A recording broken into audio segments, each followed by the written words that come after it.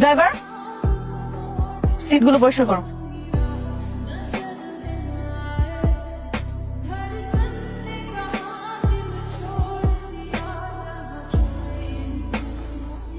দেখ জানলাতে কি ময়লা হয়ে আছে। চল চল উঠে পড়, উঠে পড়।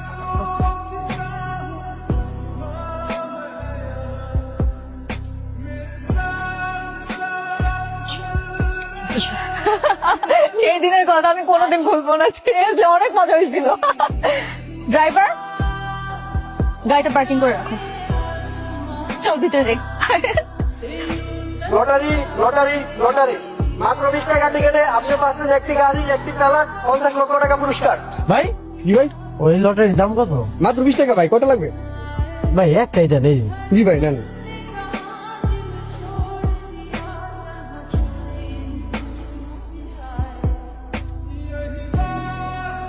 কি রে, সব অর্ডার কি শুধু আমাদের জন্যই? তো ড্রাইভারের জন্য কোনো কিছু অর্ডার করবে না? নাকি ও ওখানে বসে বসে মশা মারবে? কোনো দরকার নেই। তোরা জানিস না ওর ছোট লোকের বাচ্চাটা গরিব হলেও ওর অনেক দিমাগ। এখন যদি ওকে খেতে ডাকি কি করবে জানিস? খুব ভাববে। তাই নাকি? এই গরিব ফকিনি ড্রাইভার তোর সাথে ভাব নেই? হ্যাঁ, কেন তুই কিছু বলতে পারিস না? এই ছোট লোকদেরকে প্রশ্রয় দিলে না এরা মাথায় উঠে বসে। কিছু করার নেই দোস্ত, কারণ ওর বাবা আমাদের বাসায় কাজ করে। বলতে পারিস বংশ পরম্পরা থেকে আমাদের চাকর। ও শিট। সাবধানে পানি। ও না, দাঁড়া, ওয়েট, দেখ কি করি। এই ড্রাইভার, এদিকে আসো।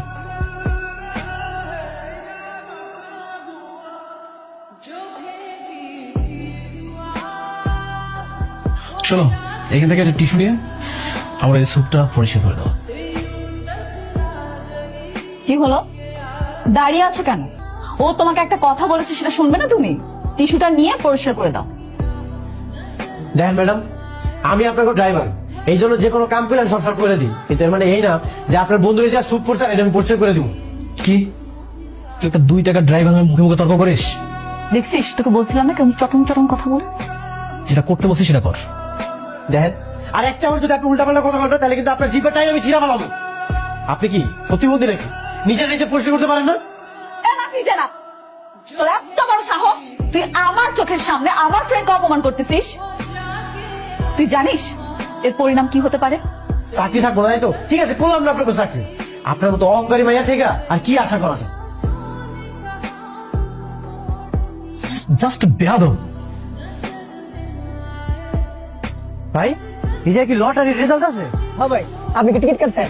হ্যাঁ ভাই, আমিও তো একটা কাটছিলাম। একটা টিকিট, 20টা টিকিট কাটছে, কাম হলো না, আপনি একটা কাটছেন। ভাই একটু দেখেন না, যদি মিলে যায়। কি ভাই, মিললো? ভাই, আপনার তো কপাল খুলে গেছে। কি হয়েছে ভাই? আপনি তো লটারি দিচ্ছেন ভাই।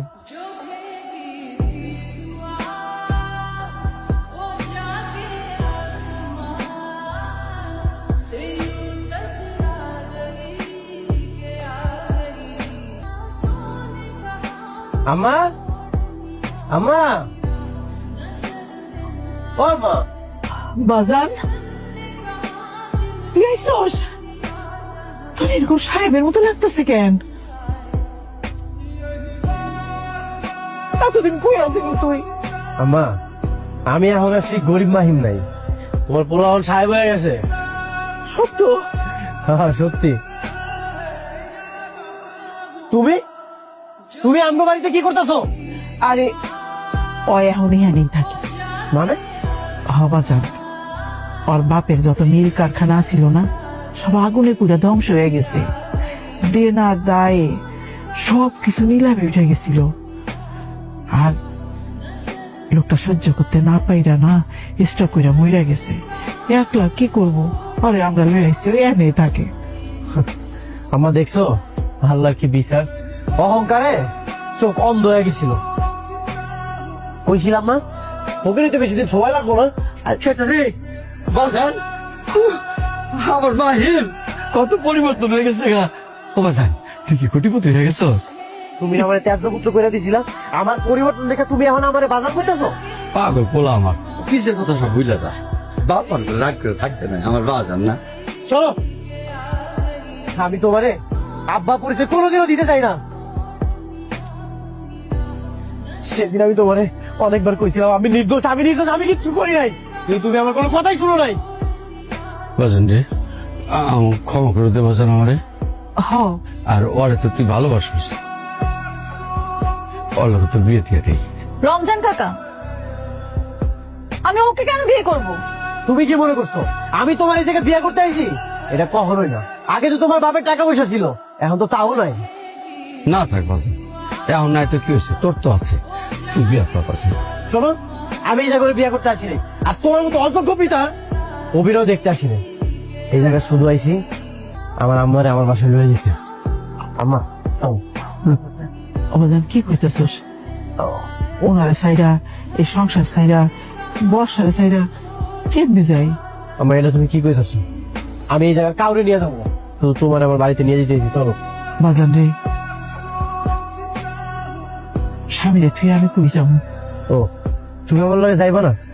একটা কথা শুনে রাখো, এই দুইজন আমি অনেক ঘৃণা করি, আমি চলে যেতে। বাজান বাজান